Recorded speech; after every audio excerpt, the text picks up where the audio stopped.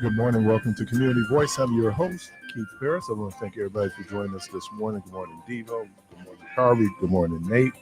And to all the listeners out there, good morning, everybody. Good morning, bro, Keith. 3-day weekend, hopefully. Weather was real interesting. I did see those birds this morning, though. Carvey, master photographer, I don't know what got them over there, but it was a whole gaggle of birds. Yeah, a bunch of them over there on the pole. So let me do this. Let me do this real quickly. I didn't mention this on Friday, and I don't know why we didn't. We got into a very heated argument. You and somebody else, I wasn't in on that. Names I will not call at this point. But Friday, May 25th, would have been the 4th anniversary of the death of George Floyd. We didn't mention that. Ironic that it goes into Memorial Day. And I always think, and just an idea I'm running around, not that anybody would follow it, but I think for descendants of enslaved Africans, we need to do a Martyrs Day for all those folks who martyred, say your name, Breonna Taylor, Trayvon Martin, Tamir Rice. That list just goes on and on. Orlando Catstill, just names of people who have been martyred. Are you going to start the movement? Yeah, I guess I should have been talking about it, right? Yeah. I think we should have, maybe on Memorial Day weekend, because of George Floyd 4 years ago. It set off protests that we have never seen in this country. They talked about close to 3 million people took to the streets. The majority of them are people who did not look like George Floyd.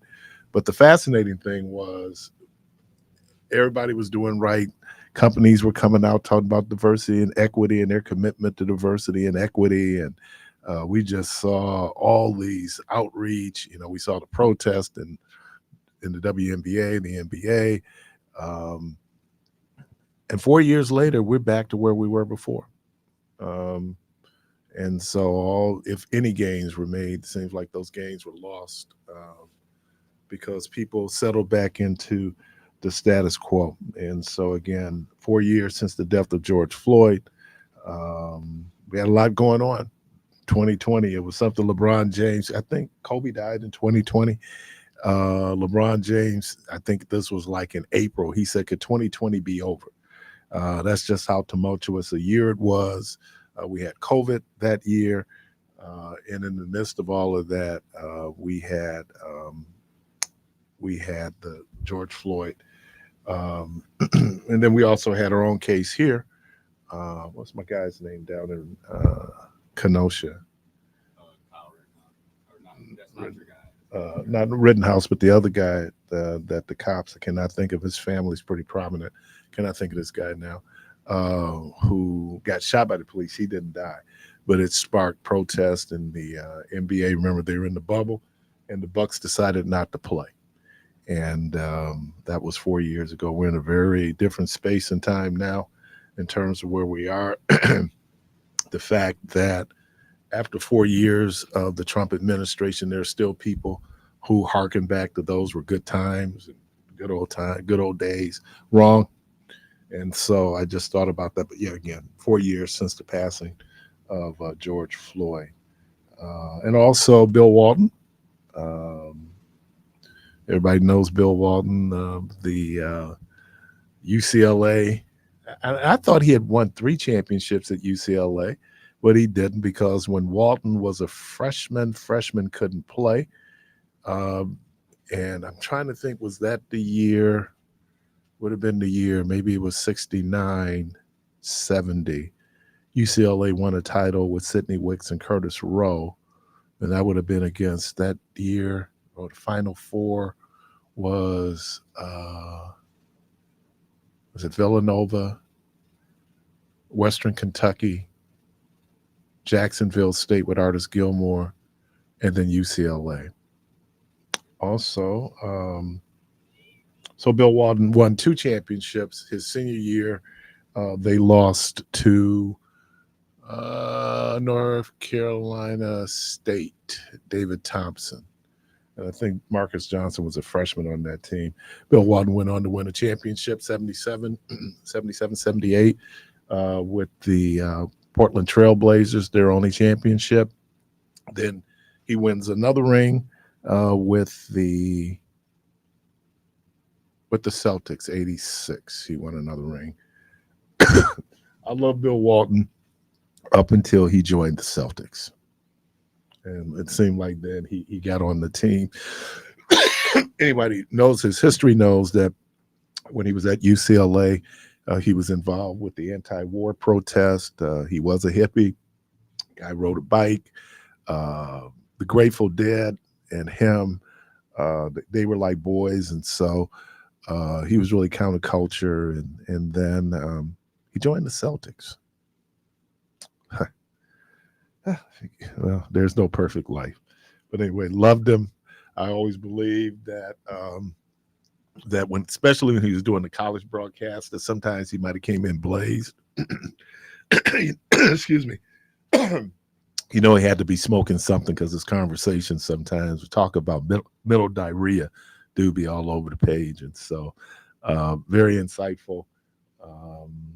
And then they did a 4-part documentary on him, The Luckiest Guy Alive, where he just talks about his life. And it just says that, you know, he's one of the luckiest people alive in terms of everything he's experienced in his life, but he had a good life. And so I appreciate that and how we should celebrate his life. But again, the passing Bill Walton, George Floyd. And then I heard Michelle cooked. Actually, I did cook this weekend. I did short ribs. Oh, turned out to be pretty good, Nate.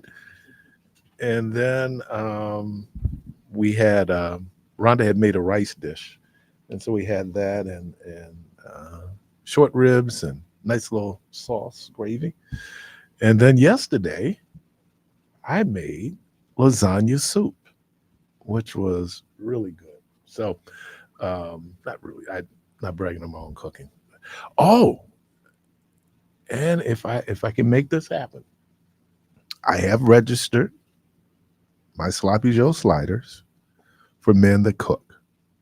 So they have been entered. I am officially registered there for men that cook on June 15th. And so we'll put it out there. You know, people say we like our Sloppy Joes. Well, we'll see what happens when we put it out for real public consumption. And let me just shout out, we did Heal the Hood Saturday. Let me shout out the folks that organized Heal the Hood. I could never pronounce his last name. Amadou Butler and his folks put that together there. We were from King Drive to 6th Street. We just happened to be out in front of the biker bar. That's where the county was located. And folks were very, very, very, very hospitable, very, very nice to us there for Heal the Hood. Let's see. That was pretty much it for the weekend. I mean, the weather was sorry, it was beautiful Saturday. Saturday turned out to be a very beautiful day. But let me thank the sister who listens to the program, and she came up and she always speaks to me when we're doing the public events. Thank you, thank you, thank you. I tell people all the time I have tens of listeners, and so I appreciate my tens of listeners. You know that people all over the neighborhood. So you think that when Michelle goes off, people tune you off? No. I'm sure some people do. I mean, for them, the radio day is over because Michelle has departed. But no, wow. I know people listen. I get enough text messages of people walking up to me that just happen to be on in the car, and they go, "Man, I heard you." That is Rodney Dangerfield, man. You just no respect, nothing, man. Just hey, fellas. I'm gonna give y'all an editorial note when we get off to go for our first break. Okay, I just saw my name came up on the video, and I just want to do a little something. Your name came up? My name came up. Must be a misprint. Yeah. You got a call. What'd you do yesterday, man? Not man. You know what? I chilled yesterday. I mean, I really was a holiday for me, man. I did get up, like I said, a little bit later, and I cooked some lasagna soup. But other than that, man, lasagna soup? Yes, sir. I've never heard of that. Yeah. What my wife says it's deconstructed lasagna. It's everything you would do to make a lasagna, except baking it. And so you make like a broth, tomato-based broth, and You do the lasagna noodles and the ground beef and Italian sausage, Mhm. cook it up and make a soup. A soup. And then you add the cheese is ricotta, parmesan, and some people say mozzarella. I use cheddar. You collate a little, what they call a dap, and then you take a scoop of it and you put it in the soup, stir it in. Hmm. It gives you the cheese that get the ricotta when you're doing. So Mhm. there's a recipe that came up. It's Trying to come up with different, man. creative ideas. Yeah, I was just talking to Brother Khalif Rainey. He is now the director of the Office of African American Affairs for the city, and he said he saw my wife at her place of employment, Mhm. and he was just talking about just how pricey some of the stuff is. He says, so do you cook with it? I said, oh yeah, in my house, my wife, she buy those pots and pans and she cooks with them. So Mhm. she gives me very specific directions and don't let me get with her knives. Oh, jeez. Oh So Lord. so you did you cook Sunday? Yep, I did short rib Sunday. Short ribs on the grill. Mm-mm. No? No, the weather wasn't. Kind of rained on Sunday, so Yeah. just kind of chill. No, I did them. I did and created abroad. So, Okay. caller, welcome to the program. Well, to all the beautiful soul listeners of the Lord, how y'all doing today? And if you're not one of those, I apologize. I'll speak to the ugly souls too. So how you beautiful souls doing today? Because I know that I am, and those who don't answer, we know you are ugly souls too. Hey Keith, if you can, man, up your scoopy scoop skills up. Now you say this lady always speaks to you all the time, but yet you can't recall her name. Come on, man, do better than that, man. And then we listening to you, man. I'm waiting. I'm just surviving with you until Father's Day, so that I can preach the real skills and the real profitable fathers. So I'm gonna hang on with you until that day. All right, man, do better. All right. Do better. I don't even know what I'm supposed to be doing better for, but okay, I will do better. Sister Winslow said the biggest room in the world is room for improvement. I will accept that I need improvement. What? See? Yeah, so 414-444-5250, 414-444-5250. Caller, welcome to the program. Good morning. Good morning to you, Mr. Parris. Thank you for Morning. taking my call. You're welcome. Assalamu alaikum to you, brothers. Alaikum salam. Yes, sir. This is my call is more related to what Ms. Bryant was speaking about in her closing. When she was speaking about Israel and how it's directly related to Mr. Biden's reelection. And I was thinking, because I do pay attention to the student ministers and the ministry overall concerning the Honorable Minister Louis Farrakhan and the teachings of the Most Honorable Elijah Muhammad.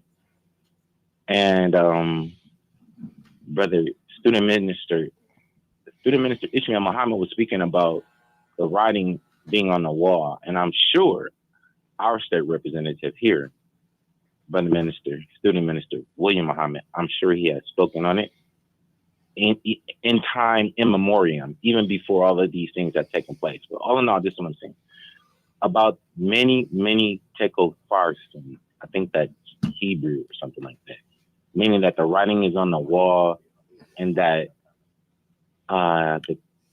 your kingdom has been weighed in the balance and been found wanting. And concerning Mr. Netanyahu, and there was a caller who said that America should tell Israel that Israel has to go it alone, but America can't do that because in the 1930s, America gave over her power pretty much on Jekyll Island over to the those Federal Reserve banks, which are not owned by the United States of America. They are private banks, privately owned, held banks by Jewish people or Jewish persons or people of the Jewish idea or whatnot, or from that persuasion. So America is caught up in everything that is related to the state of Israel, and Israel, that they are so bold and blatantly disrespectful with how they dare say that they own America. I can't think of one of the most recent, because Israel's only been here since 1948 as a state. That they own Israel, and they use the tagline anti-Semite as a trick to disparage anyone who would dare say anything about them and criticize the way that they do things and the way that they have done things historically. All in all, now that Israel is going to make sure that the people of Palestine, if they are not absolutely wiped off the face of the earth, they're going to be so marginalized, whereas they won't be able to do their aim is to wipe out any idea to retaliate. And if you're blowing people to smithereens, there's no way you're going to kill the concept of hatred for you when these people have gone through this literally. And that's what we over here in America, especially our Black youth, because they are concerned with our youth in particular, because they know that our power and our freedom and independence, it has all to do with our youth. And the more that they criminalize them and make it so easy to incarcerate and imprison them, the better it is for them in their mind. And I'll go with this. There is a party amongst them who claim that they are Jews, but they are not. They are the synagogue of Satan. All right, appreciate you. Caller, welcome to the program. Good morning. Good morning. Good morning. Can you hear me? Yes. Okay. I'm one of your fans, so I didn't see you. I didn't get a chance to speak to you, and I still listen after Michelle and way into the night, WNOV. But anyway, what I have to say is, everybody thinks being the president, it appears to me, it's such an easy job. It's not. Because you've got Can you take us off the 97 speaker? people that want Israel to get everything, let's just say 50%, 51%, to get exactly all the aid and help that they can get. And then you have the other 49 that's saying, wait a minute, we're sitting here watching innocent people die. And we're going to pay for that. Because just like we're watching what's going on over there, it's going to happen right here to us. And when we say our college students have to be more strategic than what they are, it's about more than just that with the president. If they go on and let this one issue deter them, what's going to happen to the United States and our democracy? They're getting the protest now. Let Trump get in there and see if they get that opportunity. It's a lot on the scale that they're not weighing. And it's more difficult than we think. And so we need to be critical thinkers, because it doesn't make any difference anyway, because we're all going to pay the cost if we don't get out and vote. And it's not simple. It's not something that blaming Joe Biden for everything. And I like what the caller mentioned. I know it has to be more to it. Where do all the Jewish people work? Because on my job, there were not very many people, but yet they control a lot. So when he mentioned about the bank, it's money involved. And while we're so sacred about you can't say anything against anybody else, the Holocaust is being making sure everybody has the knowledge of that, but not slavery and not the things that other nationalities have gone through in history. We're protecting just one group of people, and why? And Netanyahu, I'm sorry, he is so disrespectful, as the caller mentioned. Biden did try to hold back the money, and he got a lot of flack for that. He's only one person. We live in a democracy, not a dictatorship. But keep on playing, and we're going to be in that. Keep doing what you guys are doing. Yeah, you get criticism about this, but you know something? If you're not doing nothing, you're not going to be criticized. Have a great day. All right, thank you. Yeah, it is complicated. Caller one to the program. I'd like to give a shout out to this sister. She calls every day. Let me turn on this radio.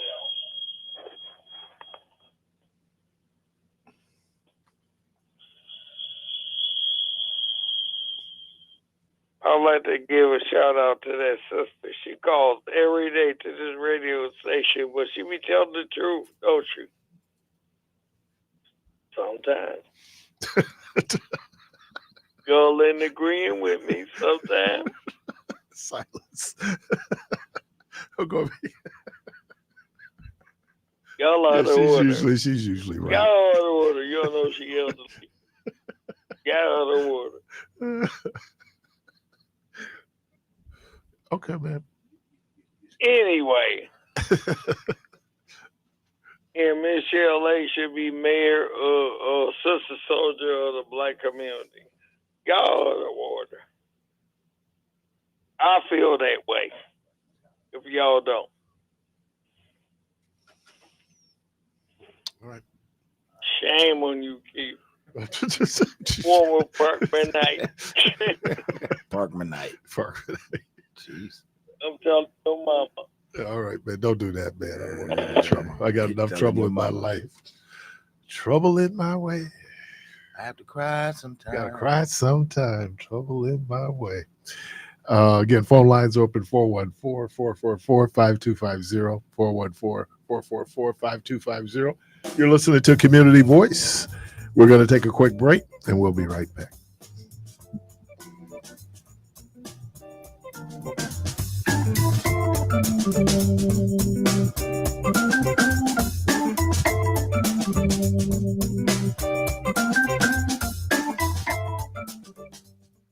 Milwaukee. This is Michelle Bryant, your host of Say Something.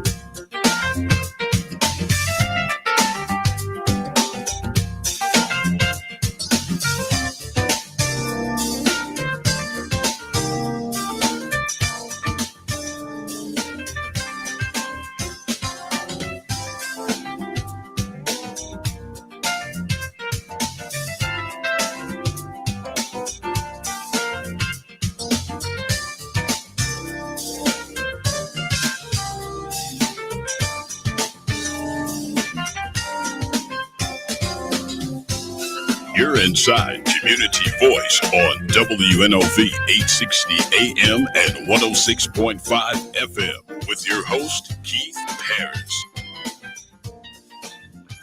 Welcome back to Community Voice. And normally on Tuesdays, we would be inside Be Healthy Be You, but they always have the Tuesday after holidays off. And so they'll be rejoining us next week. Let me, sometimes as I'm just going to speak for me, as a married person, either we take things for granted or we just assume people know or well, anyway, let me share what happened. So Saturday was at Heal the Hood, and so as you know, people coming up speaking, and a brother came up, and so we were talking, we're co-workers, we were talking, and he said, I met your wife, and I was like, oh, okay, and he was saying he had met her at a school board meeting, and he proceeded to give me a compliment and compliment her. And, and I don't know, dudes, if we do this. I don't know if wives, if we do this. So instead of, yeah, thank you, appreciate it. I was immediately, and I caught myself, I was immediately going to hate. All right, she ain't all that, da, da, da, da, da, da. And so I had to back up and go, dude, for real. I think sometimes we take that thing, and I understand that in relationships, we have our good days and we have our bad days. But so I really want to, first of all, thank him, and two, thank her, my wife, thank him for the compliment. Thank her for being complimented, that someone could compliment. I think that sometimes I understand with Black people, we always people around. I know my mama, people would come up to my mother and say, oh, your son. My mother would downplay it. Oh, he's all right, pray for him. But when people show their appreciation, we should celebrate that and kind of get out of our thing, and so I appreciate that, brother. Thank you for that. And I know, Kennedy, you're listening. Kennedy has the poor leads today, so hopefully you'll feel a little bit better as you listen from home. All right. We have our guest with us today. I have State Representative Lakeisha Myers. Good morning. Good morning, Keith. How are you? I'm doing well. Good. There is a special. No, you're not. I'm looking at Devo. There is a special election. I hate to say this. No, I'll do that. There's a special election coming up to fill the vacant seat there of the 4th Senate District. That was a seat formerly held by now Judge Lena Taylor. And you've announced your candidacy for that. Yes. And so welcome to Community Voice. And so let's talk about that. So just for people who may or may not know, tell us a little bit about you. What's your background? Who are you? Who am I? I'm born and raised in Milwaukee, Wisconsin. Graduate of the best high school ever, Keith. Rufus King High School. No, not Dominican. So you represent it? Not Dominican. As Mr. Balestray said, the best school anywhere. And my response is always, you have to go somewhere. Exactly, you did, and you went to Dominican. Unfortunately, mandatory. There's mandatory compulsory education in America to the 12th grade. So the few, the proud, the generals. That's what we do. But yeah, so born and raised in Milwaukee, and left Milwaukee to go to college to Alcorn State University. Came back to Milwaukee, then left again, and went to Washington D.C. for about 8 years, and then I came back to Milwaukee in 2015 and was first elected back in 2018 and have been doing the work ever since. So, you're currently a state representative? Yes. What district do you represent? How long have you represented? District 12. District 12, the far northwest side of the city of Milwaukee, and a small portion of Wauwatosa and a small portion of Brown Deer. And you also have a little, very, very tiny piece of Washington County where MPS has. Yes, I represent a small tip of Washington County because that is where the city dump is. It's owned by the by the city of Milwaukee. So whenever you see, like on the referendum, they talked about in Washington County, and people were confused, saying, "Why is Washington County talking about what's happening with school system?" Like, it's not really Washington County. We have a satellite portion of the city that's across the county line, so that's what that is. Nobody lives there, but This morning, I went in and I just just did some demographic research on the district. Mhm. I'm assuming that most senatorial districts are 183,000 people, about that. about 183,000 people, Okay, because each assembly district is roughly about 58,000. okay, and so then we have here. So I was the median age in that district is 32.8 years. Mhm.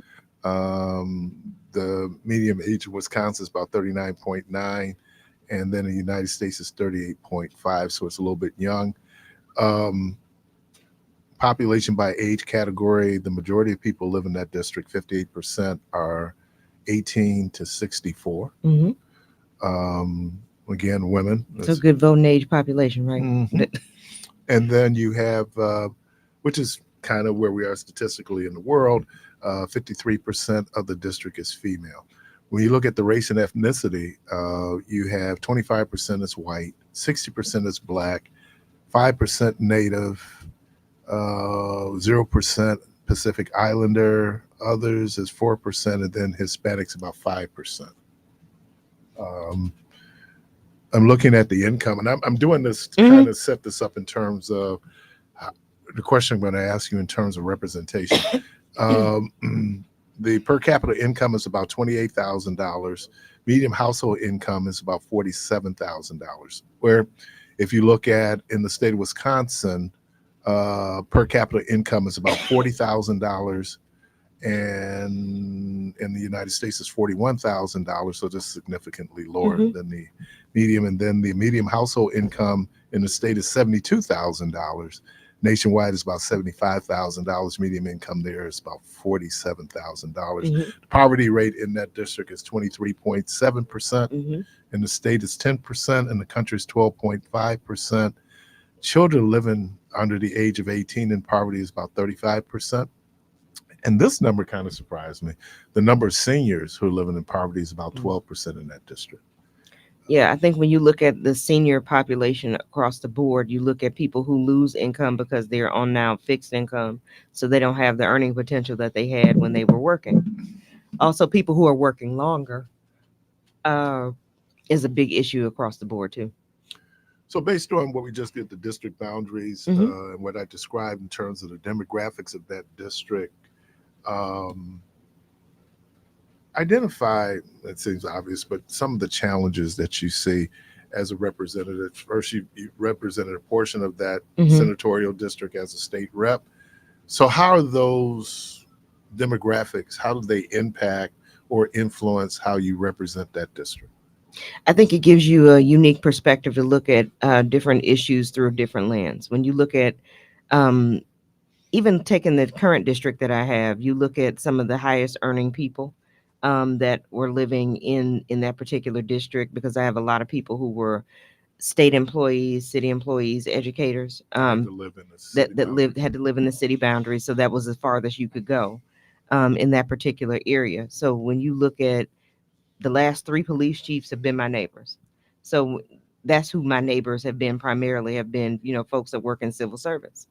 So you look at where they are and how some of those salaries have stagnated, especially for folks that work for the city of Milwaukee. They've talked about at the doors how their salaries have been fairly flat for a long period of time. I think you look at the fact that we pay some of the highest taxes in the state, when you look at my current district, but then I also juxtapose that by looking at people who live in one of the most incarcerated zip codes, 53206, is also a part of that particular, the part of the Senate district. So you look at that and say, how does policy impact people? And I think that's where you have to start from the basis of legislating.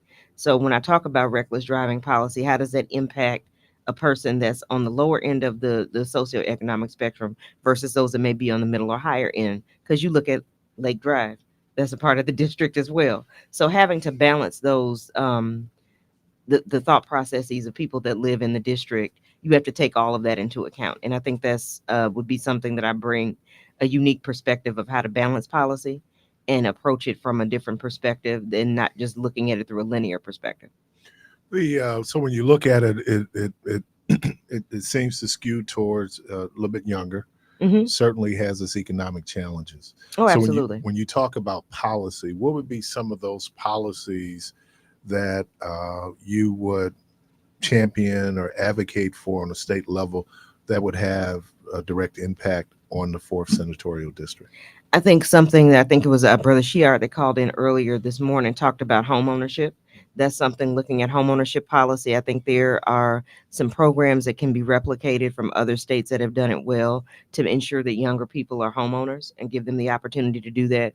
Expanding the tax credits that are available for folks who, have gone to college or, looked at that. So that can put off home ownership longer when you have student loan debt. Looking at what we can do to, not count that student loan debt in the ratio, in your debt to income ratio, especially if you're in the public service sector. So people who are firefighters, teachers, police officers, that in those helping professions, making sure that they have and stabilize neighborhoods by doing that and incentivize that to happen in the city limits. That's something we can do that would be an easy goal to achieve in that particular respect. I think looking at bread and butter issues of folks looking at tax policy, but also looking at what we do, what we do with prescription drug costs. That was the first bill that I actually authored when I got to the legislature, was trying to regulate the cost of prescription drugs.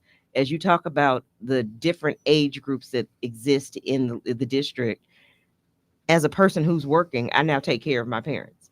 So looking at the cost of my own prescription drugs, what that would be for my parents, being able to help them, all of those things make a difference too. So looking at basic bread and butter policies of people, how can they keep more of their money in their pocket to help us make sure that they have a better quality of life versus it going out the window and then having to pay for other things. I think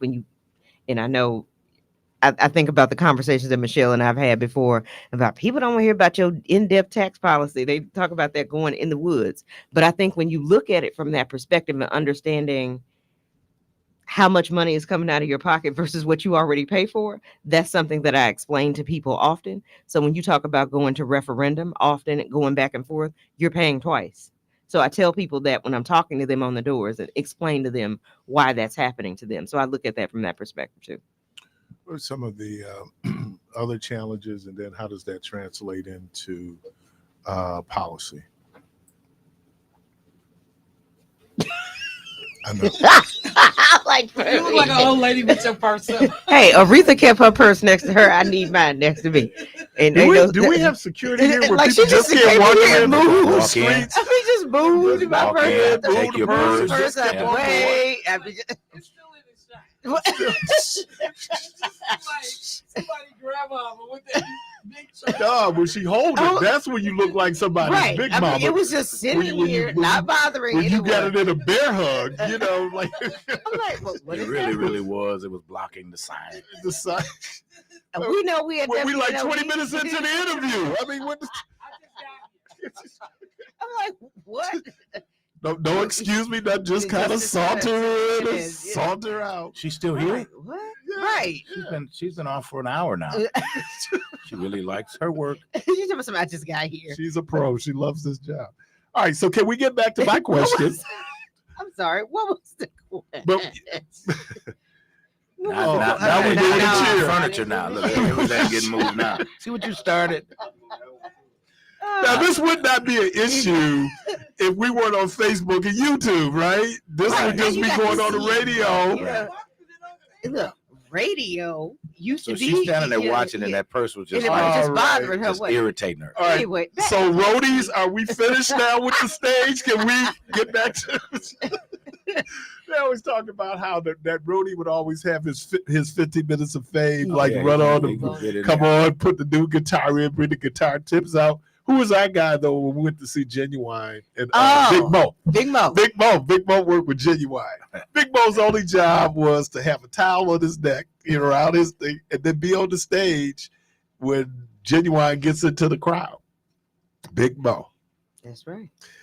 Big Mo was important. Big Mo was important, man. And what does that have to do with that question you guys were talking about? Nothing, because I don't even Nothing. remember what I the don't- question I don't- was. I have to go back to my notes What now. was the question, Keith? Okay, based on the demographic makeup Yes. and how that, so because you did talk about there's a portion of that district that includes Lake Drive, right? Yes. So I'm thinking the suburbs is Brown Deer, or The Brown suburbs that are Glendale, in the 4th Senate District are Glendale, Brown Deer, parts of Shorewood. No, the entirety of Shorewood. Okay. Yeah, so it's Shorewood, the entirety of Shorewood, the entirety of Glendale, a small portion of Brown Deer, and a small portion of Wauwatosa. So you can have conflict between what suburban folks might say are a need as opposed to what city folks might say is a need. How do you balance that? I think you balance that by understanding that we are one Milwaukee County. And I think that's something that I've had a conversation with, not just with the county executive. I've talked to, the mayor of Shorewood. I've talked to the village president of Brown Deer, same with Wauwatosa, and understanding the needs of the smaller municipalities also mirror those of the larger municipality. I think, it's not lost on me that most people who work in those smaller municipalities or live in those smaller municipalities, they work in Milwaukee. So you can't escape the issues that Milwaukee is going to have, because they've grown. If you look at Wauwatosa, it's grown with the city of Milwaukee.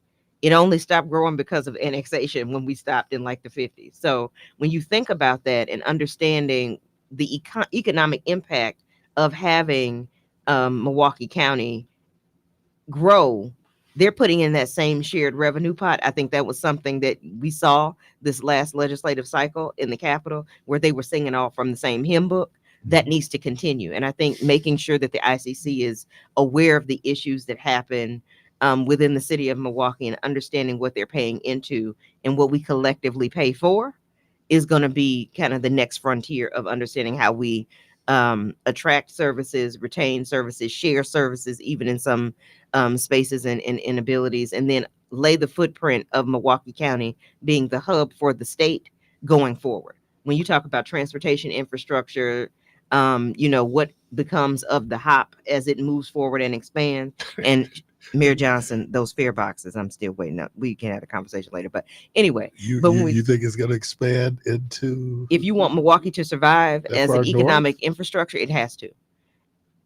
And I think people outside of the city understand that and know that. But you cannot have Milwaukee trying to apply to be a major player when it comes to hospitality and tourism in this industry in today's day and age, and not have mass transit on the level of a train that moves people around. Even Detroit has the people mover. So Milwaukee has to have a larger footprint to get folks back and forth to Madison for those state jobs, that we don't ruin our highway system going back and forth. There are people, though, if you're talking about the expansion of rapid mass transit, they're arguing not in my neighborhood. And especially when we get across. In the words of TD Jakes, get ready, because it's going to happen in your neighborhood. Because we cannot compete with a LA, a New York, with Texas and other places like that. When you talk about having 1955, even year 2000 transportation infrastructure. Let me, how's your experience? How long have you been a state representative? Since 2018. So now I got to do math. 6 years. Is that 6 years? Thank you. Years. Thank you. So how do you translate that experience of 6 years serving as a state legislator, a state rep? And then how does that then translate into how you would then exercise the office of state senator? I would say this would be State Representative Lakeisha Myers 2.0 as a state senator. I think building on a lot of the programming, the infrastructure, the ability that I've been able of the things that I've been able to do as a state rep. So where you talk about the, quarterly town halls that I've been able to do, district office hours, the ability to help constituents with everything from, all the things that we get paid for, which is helping you with everything with the state agency, but then also the constituent services perspective. All of that gets amped up. It gets you get to have more of that. You get larger staff. You get the ability to have a district office. You get the ability to have people to have greater access to you, and the programming then becomes that much better to me. You look at committee opportunities that may exist in the Senate that you would probably never have the opportunity for in a body of 99 people. You may have the ability to do some different things. So I think all of that happens when I'm elected as a senator. So trying to do the work and do it that much more and that much better becomes the game plan at this point. I'm looking at trying to increase, what we're doing as far as legislative capacity is concerned. I'm looking at different committee assignments and opportunities. Joint finance is on my radar. I'm just being honest. That's something that you look at trying to be a part of actual, when they say in the room where it happens, that's really the room where it goes down. That's where it happens. Understanding what you have the ability to impact, having a strong voice from Milwaukee that understands the needs of the smaller municipalities in the county, you get that level of service that happens in, being able to do that in the Senate. So I think that's something I'm looking forward to. You're listening to Community Voice. We're joined in studio by State Representative Lakeisha Meyer. She's a candidate for State Senate in the 4th Senatorial District. We're going to take a quick break and we'll be right back.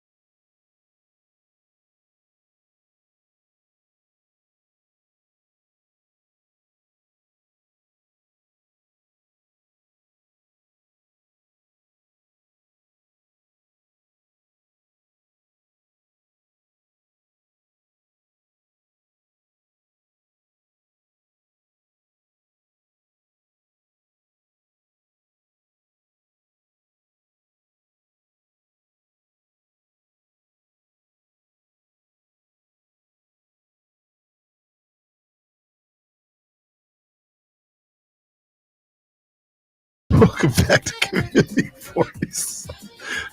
Okay, the mics are hot. If he was my son, I'd tell him that. The mics are Come hot. prepared, son. Come on, team. You understand what mics are hot? I means. do. I know what it Okay. means. That's it. Okay, welcome back. Teacher, I tell people that from the real life. Right. That's it. I understand. Mics are hot, though. I'll just reiterate that.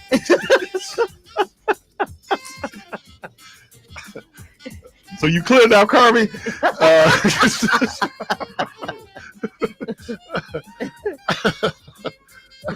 Anyway, welcome back. We're joined in studio by State Representative Lakeisha Myers. Again, she's a candidate for the 4th Senate District statewide, the 4th State Senate District. I hope I got it right. And so we're just having this conversation. Let me ask this specifically. Where is the state moving in terms of legalization of cannabis? And I hear that there are conversations around medical use. Yes. But at some point, that $34 million that's going across the border is going to begin to have some impact. It's already having impact. I think when you look at, I would say you can attack this from two different angles, and that's the way I'll answer the question. Do I think we're getting closer to medical cannabis legalization in Wisconsin? Yes, because I think there are too many studies and too many physicians and individuals that have done research and are continuously doing research to show how impactful it has been on individuals that have cancer and other illnesses that it's been able to treat. So I think when you look at it from a medicinal perspective, yes, I think we're closer. I think that $33 million that goes across the border is a part of that newfound interest in medicinal marijuana. Because when you think about how much we're losing to Illinois and to, other states, we're Michigan. basically in Michigan, we're Minnesota. surrounded by states that have some form of legalization, whether for medicinal or recreational purposes, and we're losing out. From the agricultural perspective, I think we're also losing out. When you think about, I read a story this morning in the paper where they talk about Delta 8 and other hemp products. And one of the things I think is we're losing out on the possibilities that we used to have when we were one of the largest hemp manufacturers in the state. There are so many things you can make out of hemp. It's almost inconceivable. You can build a house out of hemp because you can make bricks out of hemp. So I think when you think about the agricultural perspectives of what hemp production can do for the state of Wisconsin, when you look at it from the perspective of what it can do for the building and trades industry, when you look at what it can do for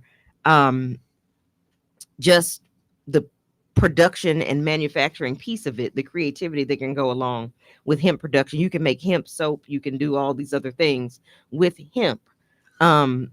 That's something that we're missing out on in this particular industry as well. When it comes to Delta 8 right now, I think there are some more guardrails that need to be put in place for that, because I think pretty much anybody can buy it.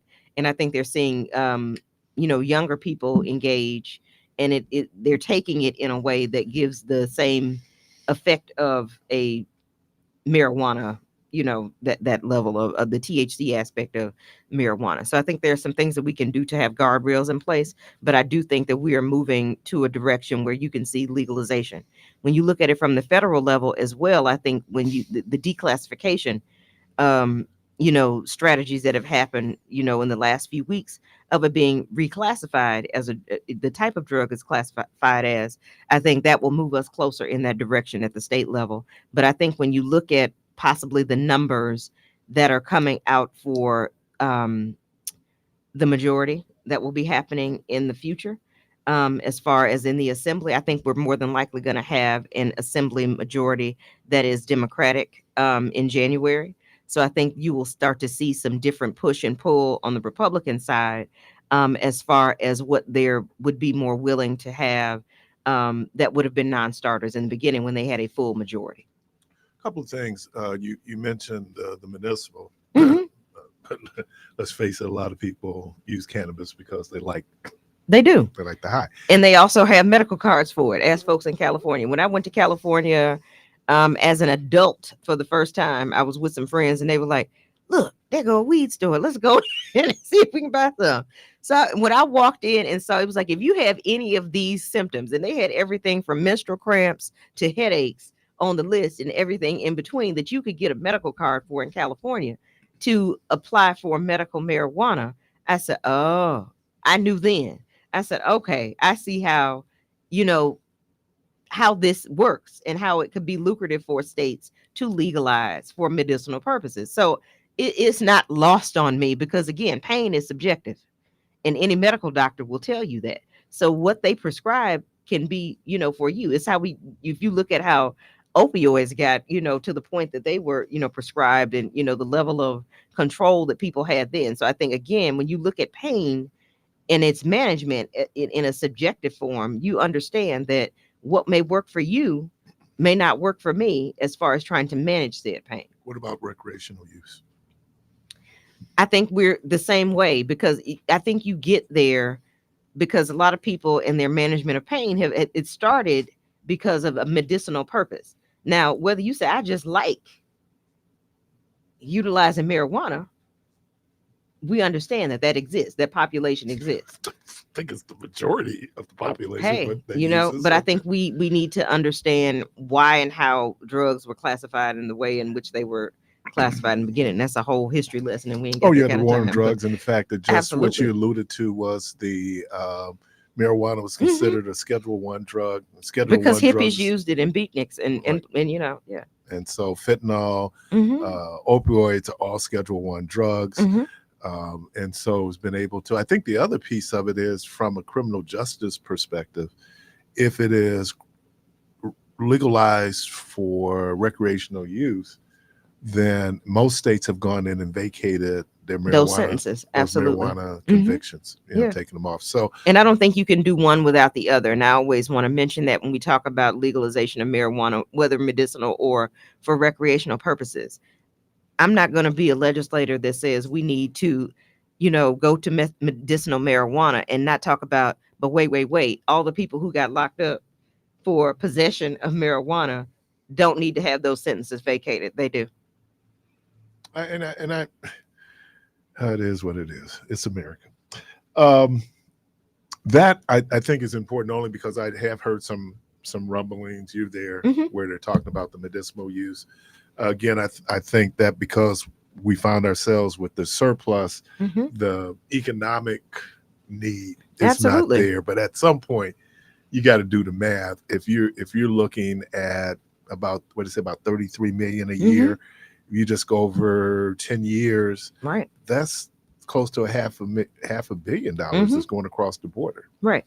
And it's kind of the reverse of when Wisconsin was the island when it came to 18-year-old drinkers. Right. So we had border crossers from Iowa, from Illinois, and then from Michigan, Minnesota, right? That had high drinking age. So I just think, I don't know. Again, I think if we were in a different fiscal situation, we might be having a very different conversation, especially around this area of taxation, right? Because the one thing about it is it's going to be, I don't know if they'll be able to tax the medicinal the same way, because at this point, our sales tax does not include medicines.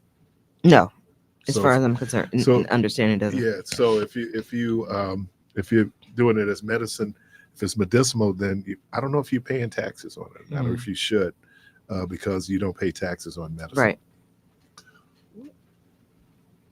Why should the people of the 4th Senate District vote for Lakeisha Myers? Because they get a person that has the most experience. They get a person that has both federal and state legislative experience. I worked in Congress, worked for, senators that were on the budget writing committee. I understand the unique relationship between state and federal government. You get a person who is genuinely interested in being a legislator, and it's not a title chase. It's not doing it for clout is because I like doing the work. I like reading policy. I like reading the state budget. I like knowing where your money goes so I can tell you where it is. I like digesting information and being able to give it back to the people in plain English so they can understand it. I believe in representative government. I believe in representing all aspects of the community and understanding how the system works and teaching people that advocacy and how to go about looking for things in the process. Um, I answer the phone. It's as simple as that. When you call my office, you get a response. I take care of not just my constituents right now, but folks who don't even live in the district but can't get their legislators to answer the phone. And that's real. I have the numbers to prove it. And I think that's something that speaks to my personality as well as my wanting to do the job and do it well. It is very difficult, or I think it would be very difficult to follow someone like Lena Taylor, Mhm. where she was present. How is there a difference in? I won't say. I think the substance is the same, but style in terms of how that district is represented. Oh, I most definitely think so. I think you know, Lena is her own brand. She is Lena. There is nobody else like her. And I think I am my own person as well. But what I will say is that if ever there was a textbook example of how to legislate, that's the person that you look to because nobody's gotten more bills passed, being even in the minority, than she has.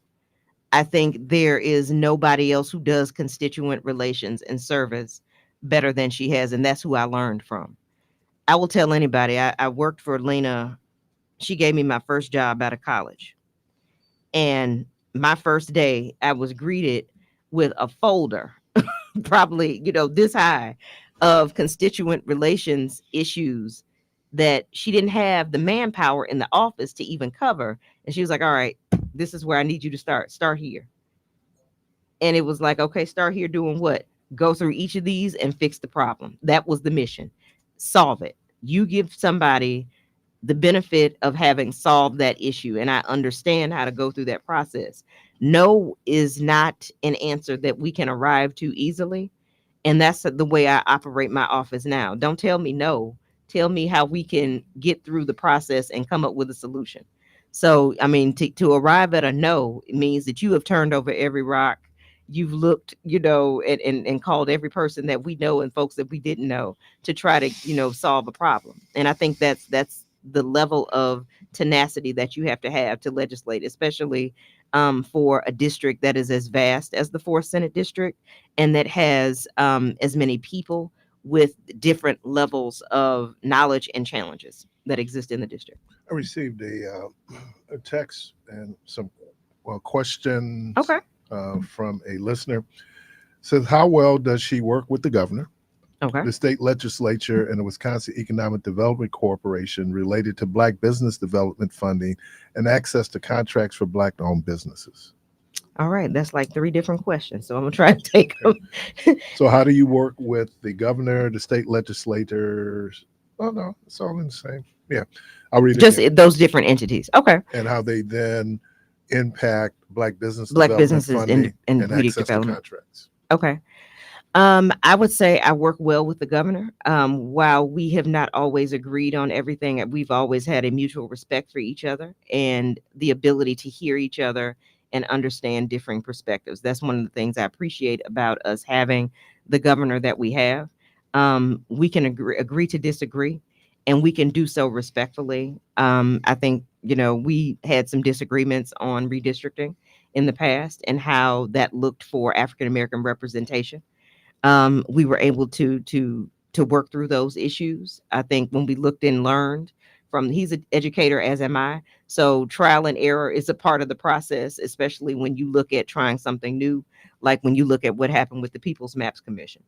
I think it was a good experiment. We tried it, but then we learned from that perspective that you got to have some background knowledge and understand what it is, and holistically understand redistricting, to understand the nuances of how it will impact people on their everyday life. The governor has signed, 4 of my bills into law. So they have been things that have been beneficial to the community as a whole. So I think we have a wonderful working relationship, and I'd like to see that continue. Working with my fellow legislators, again, the same thing is true.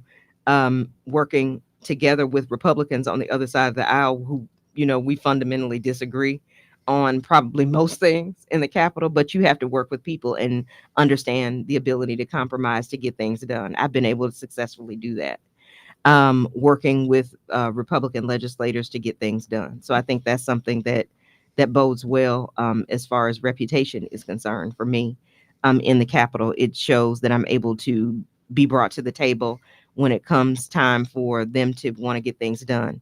One of the most recent examples would have been Act 20 when it comes to the reading legislation that we worked with. I worked with, who was that? I think it was Kathy Bernier and other folks to get things done when it came to overhaul how we teach reading in the state, because we fell ridiculously behind. Understanding, pedagogical concepts and explaining that to different constituency groups that were more receptive to me. And just for you folks out there, pedagogy is the science of teaching. Of teaching, yes. So understanding that we had to do that for, our college professors to revamp how they taught teachers.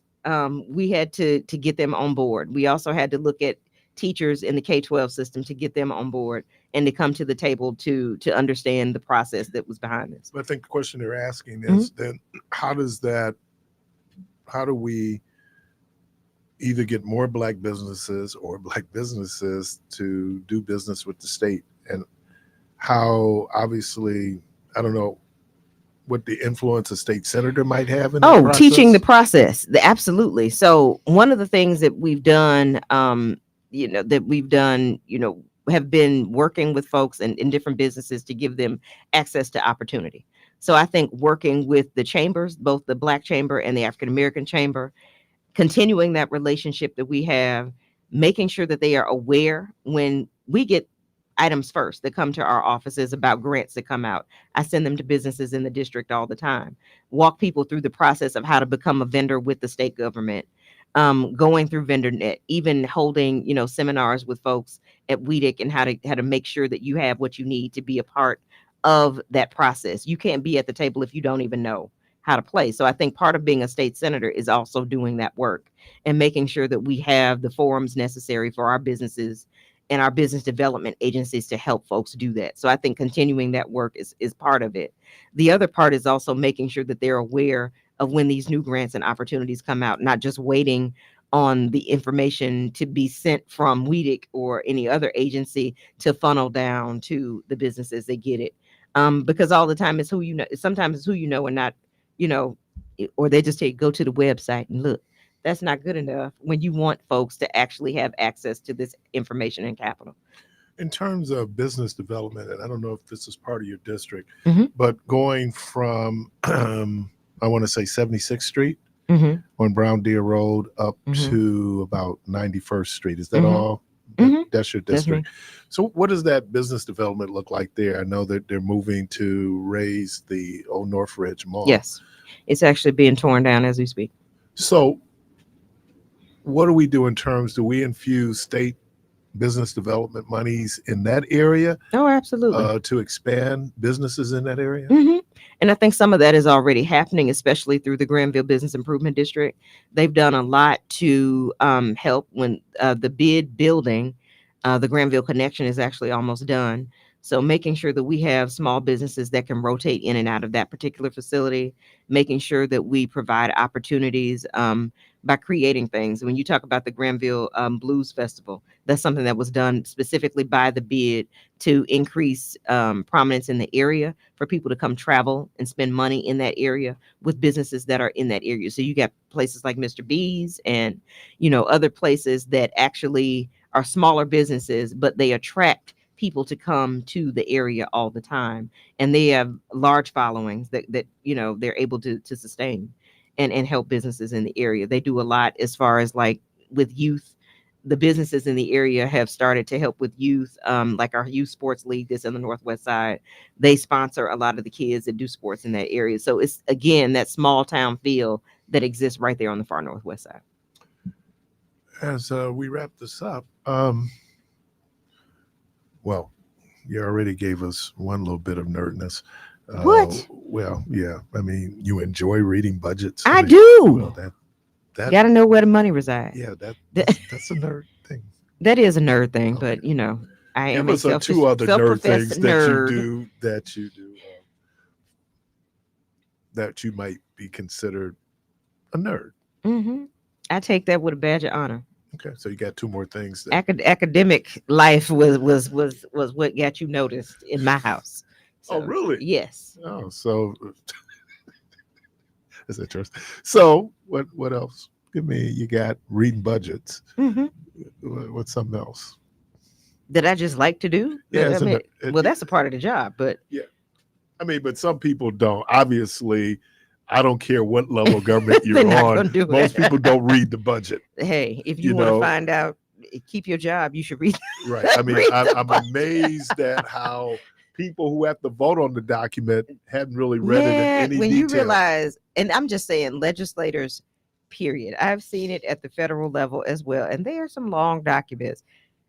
People depend on their staff to do a lot for them. I must have trust issues because while I trust the staff and love them to death, I still need to read it for myself to understand what's there, because what you may think is not important, I may deem important, and I may know something that you don't know. So that's why I like to read documents for myself. I do a lot of my own writing when it comes to, having to put press releases and things out. I mean, I need to see it. You can start it, but I need to do it. Yeah, I'm used to doing it. Yeah. And as a staff member, when you have had to do it for others, there are certain things you look for and that you notice and you want to do for yourself. So I take it from that perspective as well. All right, let's do this. So the best Mike Jackson album, Thriller or Off the Wall? Ooh, the best Michael Jackson album. Musically, we want to talk about sales. Yeah, we're not talking about sales. And the reason why I bring this up is because people will go to she's a Michael I am the Jackson. ultimate Michael Jackson fan. So I would still say, Off the Wall, because PYT is on Off the Wall. So that's my favorite Michael Jackson song. And I was thinking about that the other day because, we were coming up with, we did Apple's top 100 albums. We did the top 10. Thriller's number 2. Of course, yes. And, but when you get to the first song on Off the Wall is going to be starting something. Mm-hmm.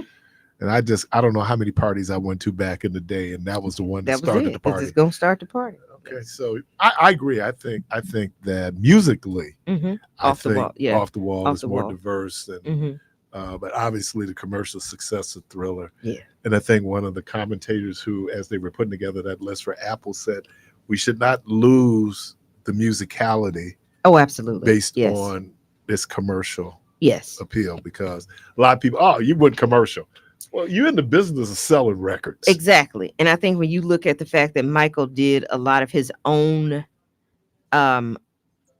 dub voice recording, he did a lot of the vocals on Off the Wall himself, because it was a new technology at the time to do like the multi-level, and I'm probably saying it wrong, Depot probably looking at me crazy, but a lot of the multi-level dubbing that you could go back and do it yourself. So he did a lot of the voice work himself on Off the Wall. So Michael Jackson, Prince.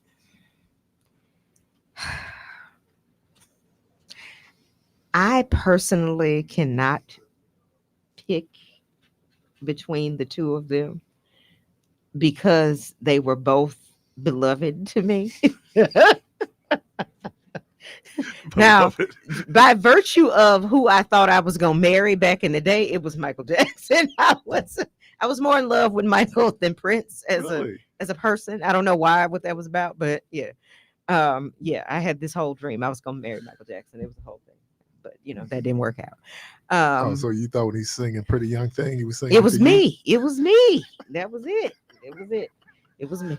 Nah, that was me.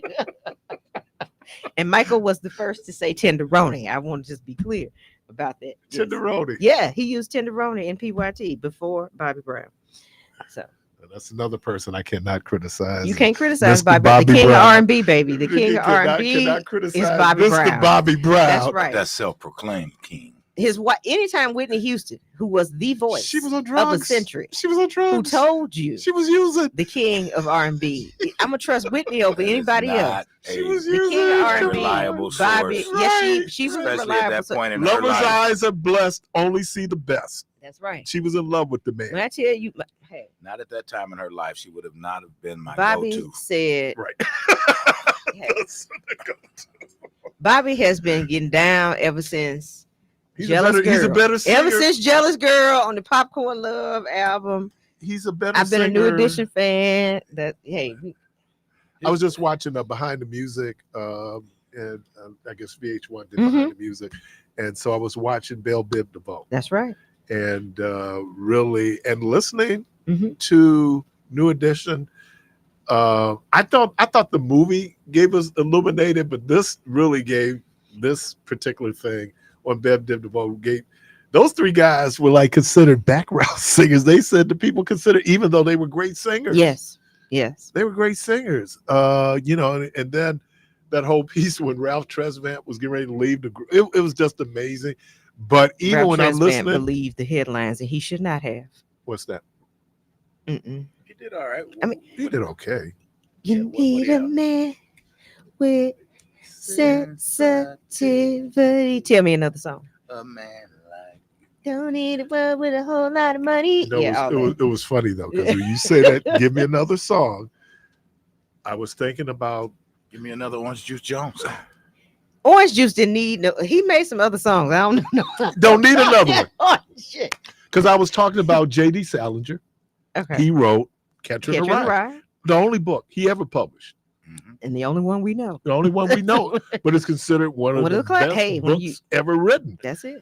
We were talking about a little bit on Friday. Lauryn Hill did the Miseducation of Lauryn Hill. That's the only studio album that she's done. She did Does she do another one? My question is, that one is so good. How do you come in the top? It's like we were saying this. How do you? And top they say Thriller? a lot of artists have like the sophomore jinx, so they do like a great first album, and then the second album is like not so good. Expectations are awfully high. Awfully high, Yeah. yeah, especially for like a Lauryn Hill, and the fact that 25, almost 30 years later, She still haven't done another one. she's still living. She's still eating. Still eating off that first one. Yeah. And I seen her in concert, and yes, she was on time when I saw her. She did an excellent show. When Lenny was here about a month or so ago, he said that he put all of his kids through school Oh, because I love you. off that one record. Yeah. I mean, And he did had stuff with several Tower of studio- Power yeah. and all of the other stuff he did. Yeah, because But I he got said my that Lenny was the Williams one album signed. I where- got where all the- three where of the them signed. residuals. Because I love what that was Paved- his paved the way. signature Yeah. song. I mean, yeah. Well, the guy who did is it Eddie Holman? Hey There, Lonely Girl. Yeah. Mhm. There's a live rendition of him doing the song, Mhm. and he says, "You know what? I'm still eating because of this song." And that's the only song I can think Eddie Holman ever did. Hey There, Lonely Girl. But if you have the writing rights for publishing, that all song, of it, the yeah. publishing, Yeah, you got to have it all. You gotta have it all. You're able to, you're just able to go in. Let's do this. Mhm. Just the worst movie of all time. The worst movie of all time. You know what? The worst movie of all time that I can think of was this. It was the movie with Eddie Murphy. It was like G A bad movie with or something. with Eddie. I ain't He like did a it. couple of bad ones. I just didn't like it. Pluto Nash. I never saw Pluto. The only redeeming factor of Pluto Nash is they do an Earth, Wind, and Fire song Oh my as God. part of the movie. That's the one that comes to mind. Like it was the movie where he was like this guru, like G or something like that it was called. Okay. Yeah, I saw that one in the movie. So I was like, Eddie, what was you doing? What's your worst, Keith? Oh, and it's just been done. The remake of House Party. This is. I never watched it because I didn't want to. House This Party was too is great. Of garbage. America 2 they could have left that one. No, Coming to America 2 was actually. You know what good. redeemed it? The credits. That's all. That's No, what redeemed it that was movie. good. Yeah, That was not good. and then what's the deal with Eric LaSalle? The only living person from that cast. Oh, he wasn't in it. He not He in wasn't the in it, second huh? one. And then he said, "Oh, I was directing," and dude, I mean, the Prince of Soul Glow. Don't nobody give it. yeah, but everybody else was in the movie. Everybody else was in the movie. It was good. I mean, it gave you sequel that you whatever, but it was fine. It was not good. It was fair Could have left that one maybe, alone. but this new House Party is just awful. Mm-mm. It is Some of those classics you have no business remaking. Yeah. remaking. No, you don't. Like there never needs to be a remake of Car Wash. What, They what did was do it? one. Well, it was The Wash. The Wash, but based on the same thing. it was based, but Lethal Weapon. They didn't have to do all those extra Lethal Weapon 2 and 3. Lethal Weapon stood great by itself. I They- thought they I were- mean, I like the thought they fact were that it's pretty a consistent. franchise, Nah, like they Bad messed Boys. that Like I up, can't man. wait to see the new Bad Oh Boys. No, boy, you don't. here we go. That's Thank one you. we probably- Thank you for that lob. I appreciate that. Yeah. Bad They Boys. should have It's gonna stopped be after bad. 2. No, I mean you. They should have Mike stopped after Lowry. 2. I Come on, I man. like the trilogy. They should have stopped after the Bad 2. Boys movie. I like Martin and Will like- Smith as a. And I hate to say it this way because it's also me. Like we have noticed you gotten old. You mean Lakeisha? No, I know you no. ain't talking about me. No, Oh. she, no, Oh, she's you still- I have talking not about gotten the it. actors? the actors. Okay. That they, I'm you sorry. know, I gotta stay it with you. becomes obvious that I don't know. No, but this new House Party is just. But it seems and I like know they we went got a through local whole guy lot- in it, Jacob Lattimore. Jacob Lattimore. But Yeah. it's awful. Man. Yeah, but Martin gained a lot of weight. Yeah. And this is Will after the slapping, or did they film this before the slapping? This is post slap. Post slap. Oh, really? You think it's gonna hurt? No, I mean No. we over that. We're not over that. I ain't over it. Wishing slap me. You're a world traveler. Yes, I am. So where's the spot in the world you want to go that you have yet to go to? Hopefully, I will get my chance in August. St. Lucia. I've not been to St. Lucia. Really? Yes, I've not been to St. Lucia. I've not been to Barbados either, and I want to go for crop over. I hear that it is like the best time to go during the crop over festival. But those are two places I've not been. And I want to go to the motherland. So I've not been to Africa yet, and hopefully I can go soon. State Representative Lakeisha Myers. Yes. I want to thank you for having this conversation. Thank you with so us. much. And I want to just invite everyone to come if they want to learn more about my campaign or to donate to the campaign, to come visit us. We're having an event tomorrow night at Pepper Pot at 6 p.m. at Pepper Pot. So come on down. It's open to the public. So come on down and join Pepper us. Pot is located. 2215, I believe, North Dr. Martin Luther King Drive. Okay. So come out and join us. You can also, if you can't make it to Pepper Pot, join us online. You can go to myersforsenate.com. And if you would like to donate to the campaign, because of course money answereth all things, all donations are accepted. You Did can go to say answereth. answereth all things. It It got does. biblical. That's For the right. scriptures. What the Bible says. We get That's- the. That's right. So you can Answereth all things. go to myersforsenate.com. There's a link there, or you can also go to actblue.com. I know we got to go, and but I'm do just that. sitting up here thinking. So, did you like Veep? Yes, Veep was actually a very well written show. And her name was. What was her name? His name was was it? Myers. Yeah, she was. Yeah, she was Vice President Myers. That's Oh, right. Hey, I may have another future. There you go. That is, it is one of the funniest. I don't know how they were able to do 7 And seasons. she was like, "Did the president call today?" And they'd be like, "No." She'd be like, "Okay, You're listening to Community Voice. Thank you, Representative thank you." Myers. We're going to take a quick break. We'll be right back. All right.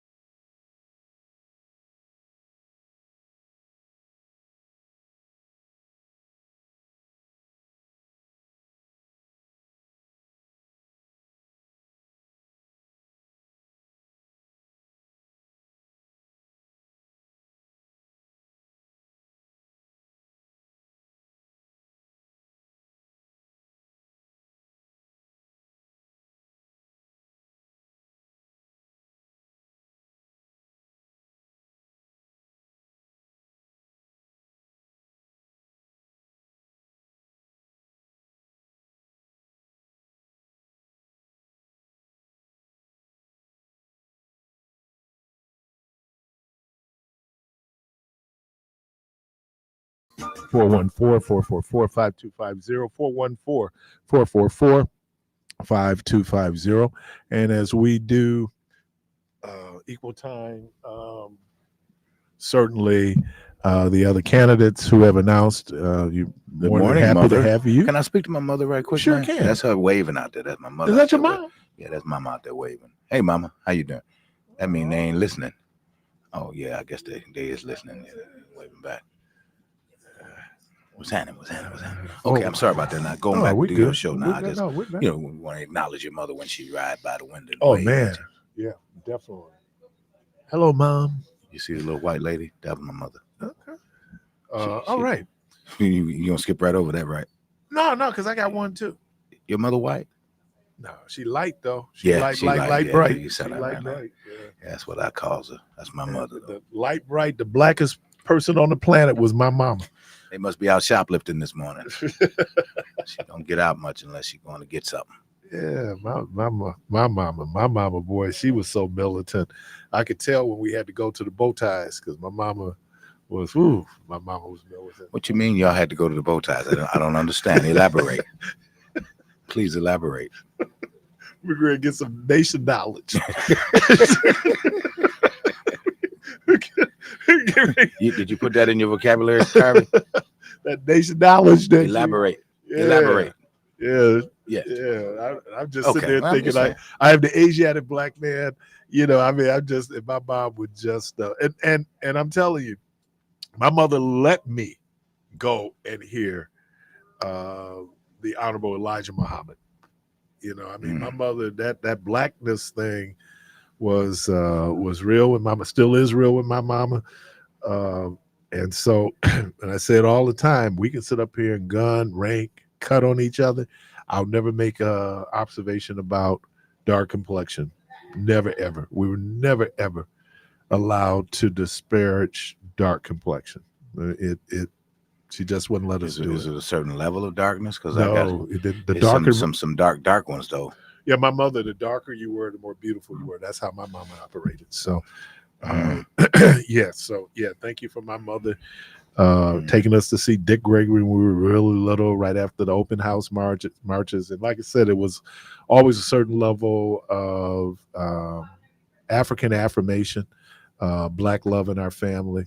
It always started with that. And so appreciate you, Mom. Thank you. And I think about that, just how blessed I am that, my mom is still here. Yeah, and absolutely. Yeah, because I know how difficult it is for Mother's Day for a lot of people, And no, you don't know how difficult it is. I just see it. Yeah, exactly. I couldn't tell you.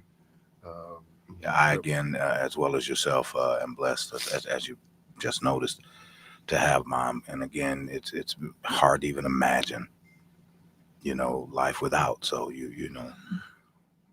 just keep it moving. We had my sibs and I had breakfast this Saturday, and I remember thinking when I was a kid, we came from the most jacked up family ever. That's what I thought as a kid. Oh Lord, this is the worst family. God, what did I do to deserve this family? It wasn't that bad, Keith. Oh, what I discovered was not by any stretch of the imagination wasn't that bad, because then you start getting exposed to other people's families. And it's like, oh, okay. And then you start to realize why mama stood on what she stood on, and why you wasn't going over there to spend the night. They can't stay here. Wasn't being mean, just was being protective and nurturing. And it's really, I heard I want to say Imam Wallace D. Muhammad, who is the messenger's son. And he talked about how they grew up. And I didn't realize this. He said this was a Southern thing. You didn't send your kids over to other people's houses. Maybe a first cousin, maybe. But for the most part, you just didn't do it. Right. It was just, so by the time my sister came along, my sister could go, she could stay, but me and my brother, other than my grandmother, that was it. There was nobody else that we went to. Yes, sure. My parents are from Georgia. Come to the mic, man. So, folks, this is a radio show. That's They pretty can't really see me on the angle. My parents are from Georgia, like Alabama, Georgia line, Georgia. Mhm. When they first moved here, they thought it was something out the Twilight Zone. Like they really didn't understand how we got down up here. But I just remember vividly from my childhood, I was never allowed to go over to other people's unless she came with, met the parents, verified, and then it was that, and I'd be 2 hours, and then I'm back home. So that's my Wow. 2 cents. 2 hours. But you know what was crazy though? Francine had friends, and some of her friends, teenagers, Right. they would run away to our house. I'm like, of all the houses y'all could run to, why this one? It wasn't like we had all these nice, you go into some people's cribs that is laid out. That wasn't our house. He certainly wasn't coming there for the cooking. So, but it was some of her friends that they would have issues at home, and they would come. And I was like, wow. So anyway, well, thank you, God, for my family. I told my siblings how much I really appreciate them and how fortunate I am to have them as siblings. And being the least talented of the three, I really appreciate and admire them. Caller, welcome to the program. Good morning. Good morning. Good morning to you, big brother. I had to chime in on that. When you're talking about going to other people's houses, and Devo was talking about the protectiveness, because our parents knew what we were, what was going on. Knew the things that could happen to a child, and the reason why they ran to your house when they ran away from home, Keith, is because your house was a safe house. They ran some kind of way. Your sister had installed into her friends that it was safe because your mother didn't allow them probably to allow you guys to do certain things that their parents might have did or didn't do, So it was a safe haven. That's the reason why they ran to your house. It wasn't because they was trying to hide. It was because that was a safe spot, And I tell people right now, my kids never really went out spending the night, not even to their cousin's house. Because then you want to know how your kids were exposed to something, especially growing up in the church. We were always discouraged. Don't have no girlfriend. Don't have no boyfriend. Me and my brothers, now we kind of broke that kind of code, that kind of church code. But if you sending y'all broke the code, Meech? Huh? You say y'all broke the church code? Yeah, we broke the church code when it come down to that, man. And we was. Some of our cousins couldn't even come hang out with us. We was already messed up, running, going to wells, smoking weed, and we was considered the bad ones. But I tell you, we made dramatic changes in our youth and our young adulthood, and those kids that wasn't able to come get that side of what we got a hold of, messed around here and got old and jumped right into smoking crack. Right into the mess. Okay, we had been groomed around the mess because we had experienced some of it. So I tell you, keeping your kids away from certain people, man, is a must.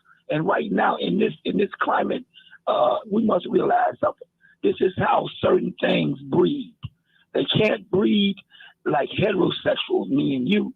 So they breed through Boy Scouts, TV, friends that have been already exposed. This is how they make new little people. So I just had to chime in on that, man. I'm going to run some sand somewhere right now. But I had to chime in on that one, brother. And they came to your house because it was a safe house. And something else. When I went to a dude's house and he could smoke weed with his mama and cussing in front of his mama, I knew right then I got to get away from dude. These ain't cool people. Because if we get jammed up, his mama going to be jammed with us. Right. She can't come to your aid. She part of the charge. I can't hear you. I said she can't come to your aid. She part of the situation. She part of the situation. I knew right away them ain't the right. When I grew up, I thought everybody's granddaddy was a preacher, man.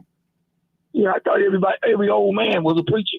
But as I got old, I started sitting around shooting dice with the old men, and I was wondering what this all about. But yeah, man, I had to call in because they came to your house because it was a safe house. I'm out, man. What did you just say, Keith? So the best weed I ever got was for somebody in church. So You know something, Keith? It's strange that you said that, because one day I smoked some weed and I got to hearing voices and it ran me to church. Man, I got up out that crib, man, and ran, man. I ran all the way down to Jerusalem. Running, I passed Rehoboth, because Rehoboth was out at Rehoboth used to get out about 3 o'clock. I ran past Rehoboth and ran all the way to Jerusalem. When I got there, the voices was gone. Hey, that was that bud to make your hair grow. You know, they got this other stuff now. Which Rehoboth I don't know what he's doing, man. These kids are going crazy. Which Rehoboth did you run past? I could sit around a woman and smoke all the bud I want to. She wasn't finna get footloose and fancy free with me.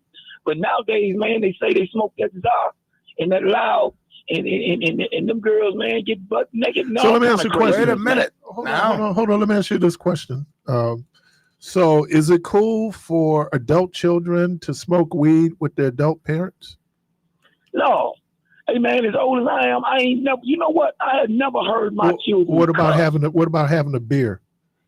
No, I don't even think that's cool. Hey man, let's leave pops and moms over there and pops and moms back. And you, hey man, my sons I got buddies that caravan across the whole country. It'd be 4-5 carloads of them, boy. I could call some name and back some blame. And I'm talking about these boys getting money all across the country with their children.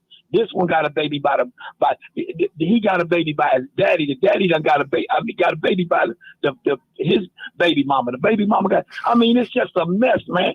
I can't. You done knocked your son for his bra. Got a baby by her. He done knocked his brother for his bra. They done. Hey man, it's mad. It's mad. Right. I done seen some mad stuff. No, let moms and them stay moms. Let pops and them stay pops, because that's what I'm gonna be. You cannot hang with me. I don't care what you don't want to drink from the bitter cup that I've drunk from, but it's a very bitter cup, man. All right. I gotta go. Thank you. I did receive a text earlier. Georgia's prediction was right. Boston did sweep. I said they was gonna sweep. I just had it out with a guy yesterday. He was like, "Well, the NBA ain't gonna let that happen, man. They gonna pull out the broom on them boys." Yeah, well, you certainly didn't want to see Minnesota and the Pacers in the finals. I think for TV revenue, that would have been awful. Two small markets. Yeah, two small markets, and I think Minnesota might get out of Dallas tonight with a win. But I wouldn't be surprised. And this will be the first time they've ever had where these are the Western and Eastern Conference Finals, right? Right. Where both teams were swept. They've never had that happen before. So we'll see. So have they ever had the 3-zip? Because both of them went down 3-zip right away. Yeah, no one is only. I think only one team's come back from 3-zip.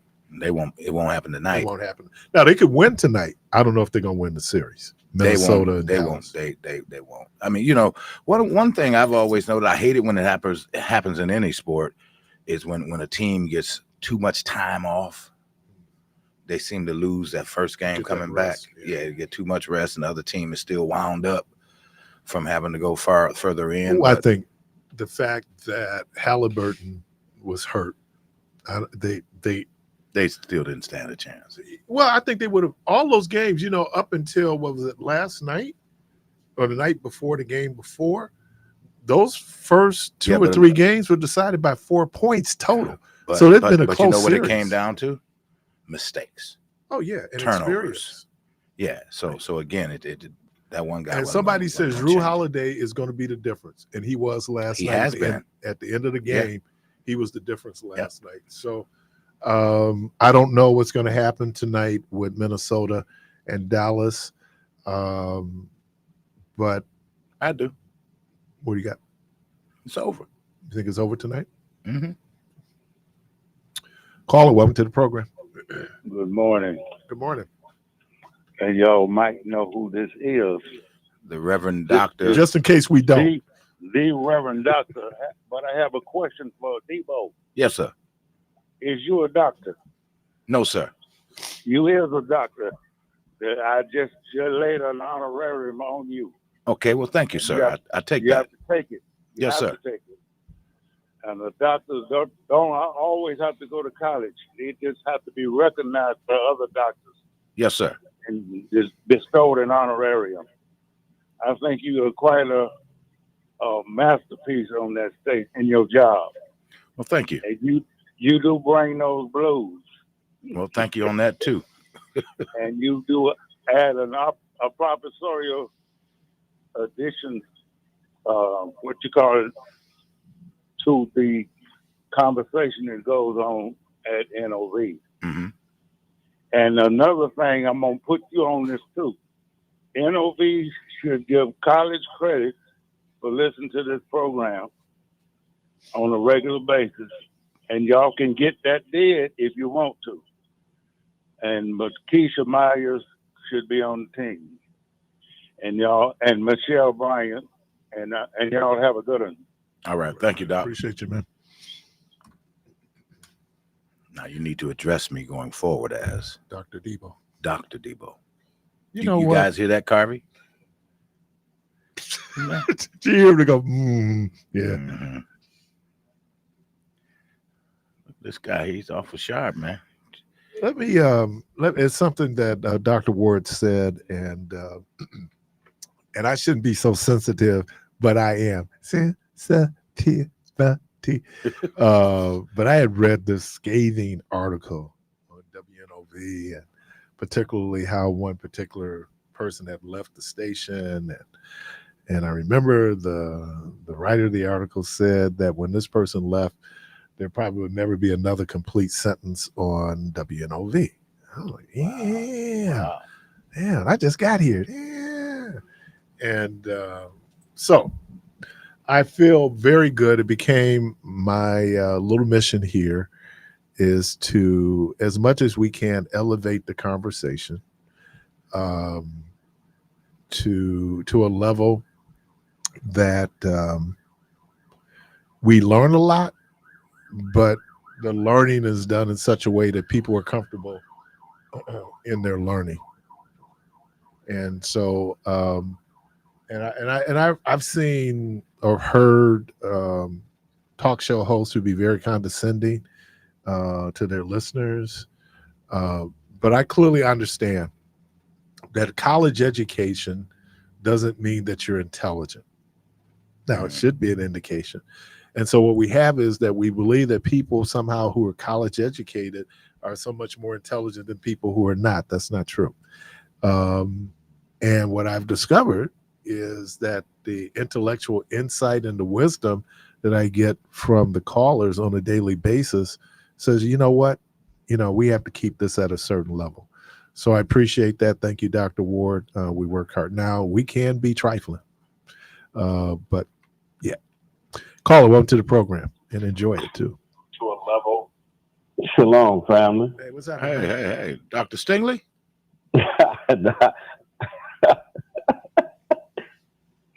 That honor hasn't been bestowed on me. Well, keep talking, man. You might catch it. He's listening. He's listening. No, I'm not seeking it. I'm not seeking it. Where have you been, man? We haven't. I haven't heard from you. Well, So I was asking about you. Oh, I've been out of town. And then my mom had a stroke a couple weeks ago. Okay. I was really working to care for her. Yes, sir. While she was in the hospital. And now she's at home in a hospice condition. So that work has continued, and it continues now. Right. Well, we'll certainly keep you in our prayers, you as well as your family. I appreciate that, and we appreciate that. Yes, sir. I call for a couple of reasons, though. One,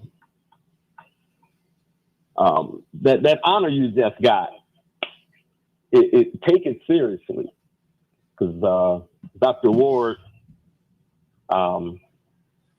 when he bestows that, I always recognize he thinks, thoroughly through that, honor that he bestows on the individuals, and I agree with them. Thank you as well. The other thing I called about was y'all take on the basketball game. I think in both series, if the refs were calling the games right, it may be a little bit more even as far as the outcome. That whistle seems to have a favoritism towards the big markets or the larger markets. And that could be considered a scandal.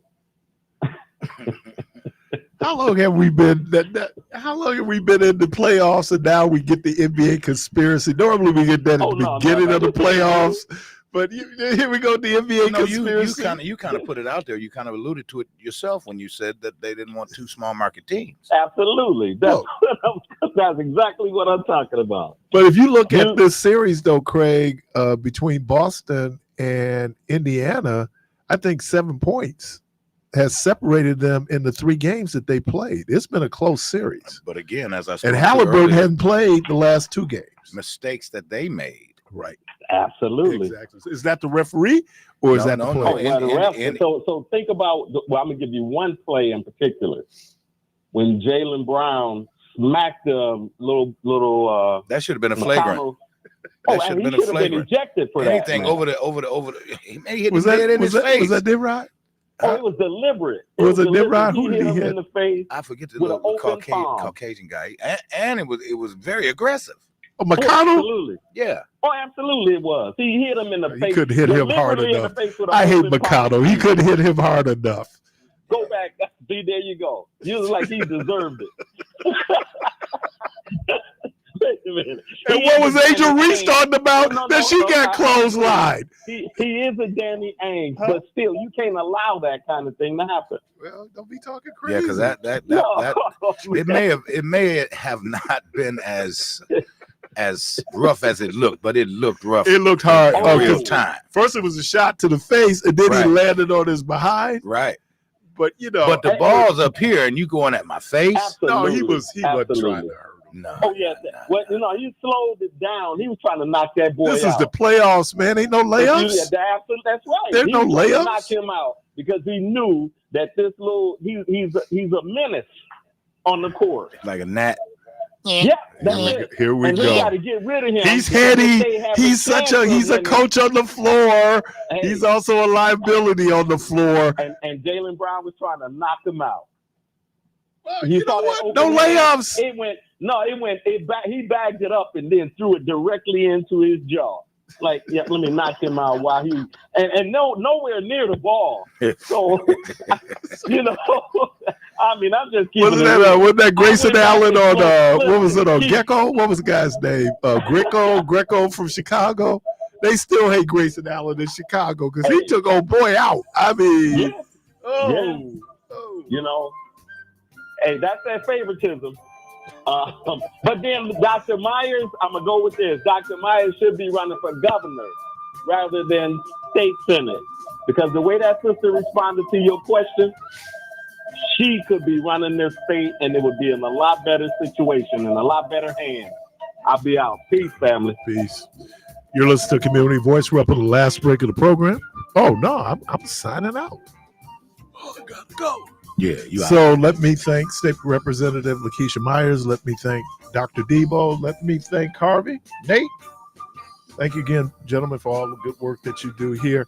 Hey, good Lord, Willing Creek, don't rise. Hope to talk to everybody tomorrow. And as always, go from this place in peace.